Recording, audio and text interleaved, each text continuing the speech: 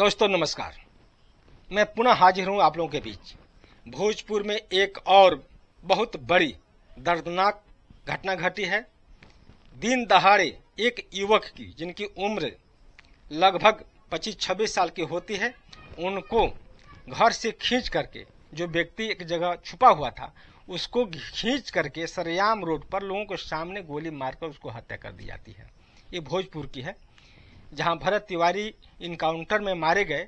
उसी जिले की एक घटना है। दो यादव के बीच की लड़ाई है, जहां पर एक राजेश यादव नामक व्यक्ति जो हैं, जो युवा होते हैं, उनको जो है अपनी माँ की तबीयत खराब थी और वो दवा इलाज कराकर वापस लौट रहे थे और रास्ते में इनको रोक करके, और हालांकि वो बचने का प्रयास किए, किसी गांव में किसी के यहाँ छुपने का प्रयास किए, उस गांव के घर में घुस करके उनको खींच करके बाहर और गोली से मार दिया गया। ठीक, मुझे कहना है कि अपने चैनल के माध्यम से कि हमारे बिहार में इस तरह के जो आपराधिक घटनाएं घट रही है, इस तरह के जो अपराध हो रहे हैं, जो मर्डर किया जा रहा है, जो हत्या किया जा रहा है, दिन दहाड़े गोली के मार दी जा रही है, क्या हो गया है मुझे तो कुछ पता नहीं चला है कि आखिर इस तरह का जो घटना घट रही है, दिन दहाड़े गोली मार देना, पीट पीट के हत्या कर देना, मैं सरेआम गोली मार देना, सरेआम गला रेत कर मुआ देना, खत्म कर देना, ये सब क्या हो रहा है?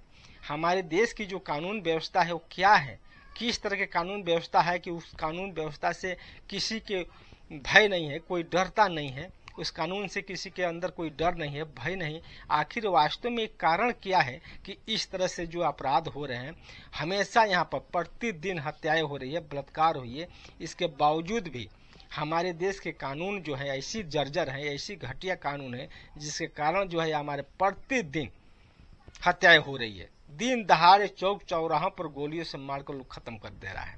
आखिर क्या हो गया है? आप विचार कीजिए और अपना विचार कमेंट में लिखिए कि प्रतिदिन जिस तरह से हमारे बिहार में दिन दहाड़े गोली मारकर हत्याएं कर दी जा रही है, दिन दहाड़े मासूम बच्चियों के साथ जो बलात्कार हो रहे हैं, जो सामूहिक बलात्कार हो हैं, आखिर इसका मुख्य कारण क्या है? वजह क्या है कि अपराध रुकने का नाम नहीं ले रहा है, हत्याएं रुकने के नाम नहीं ले रही है? आखिर वजह क्या है? जो अपराधी है उनके अंदर कोई किसी भी प्रकार का डर नहीं है, भय नहीं है। आखिर कारण क्या है? कानून से लोग डरता क्यों नहीं है?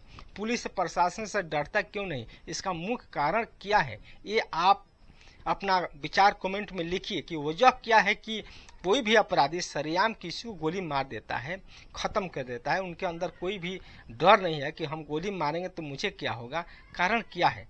बलात्कार हो जाता है, मासूम बच्चियों को 13 साल, 14 साल, 15 साल, 9 साल की बच्चियों के साथ सामूहिक बलात्कार होते हैं, फिर उसको मार करके जंगल झाड़ियों में फेंक दिया जाता है, लाश मिलती है, लाश के बावजूद भी कार्रवाई क्या होती है? आखिर मुख्य कारण क्या है? इसका वजह क्या है कि इस तरह से सरेआम जो है बलात्कार और हत्याएं हो रही है? प्रतिदिन हमारे भारत में कोई ऐसा जगह नहीं है जहां पर हत्या नहीं होती हो, जहां बलात्कार नहीं होती हो। ये आप आंकड़ा उठाकर देखिए। मैं आपसे बता देना चाहूंगा कि भारत के छोड़ करके हमारे देश के जितने भी हमारे देश जो विदेश हैं, वहां पर किसी भी प्रकार का इस तरह घटना नहीं घटती है, लेकिन भारत में ही क्यों घटती है? नेपाल में नहीं घटती है, जो हमारा पड़ोसी देश नेपाल है। चाइना में क्यों नहीं घटती है? जापान में क्यों नहीं ऐसे होती है? आपको दुबई में क्यों नहीं होती है? अरब में क्यों नहीं होता है? अमेरिका में क्यों नहीं होता है? वियतनाम में क्यों नहीं होता है? आप देखिए सिंगापुर में क्यों नहीं होता है? यहाँ पर देखिए इंडोनेशिया में क्यों नहीं होता है? जितने भी देश हैं, उस तमाम देशों में हत्याएं नहीं होती है। कोई गोली मार कर रोड पर किसी को मार नहीं देता है, सामूहिक बलात्कार नहीं होती है, रोड चलती हुई कन्या को पकड़ कर अपहरण करके उसके साथ बलात्कार नहीं होता है विदेशों में, देखिए। लेकिन भारत में इस तरह की घटनाएं क्यों रही है? कारण क्या है? तो यहाँ का मुख्य कारण है हमारे देश का घटिया कानून, हमारे देश का जो है जर्जर कानून। ये कानून इतना घटिया है कि इस कानून से कोई डरता ही नहीं है। कोई अपराधी हो चाहे कोई व्यक्ति हो, वो डर ही नहीं मानता है कि हमारे देश में कोई कानून है, हम अपराध करेंगे, हम हत्या करेंगे तो हमें कुछ सजा मिलेगी, कुछ नहीं डरता है। बस अपराध करेगा और जेल होगी, बेल पर बाहर आएगा, केस चलेगा, 20 साल 25 साल केस चलेगा, केस में गवाहियाँ चलेगी, गवाही में जो है सबूत और साक्ष्य का अभाव में जो है फैसला हो जाएगा। यही है, बस यही खबर को मैं अपने चैनल के माध्यम से आप तक पहुंचाया।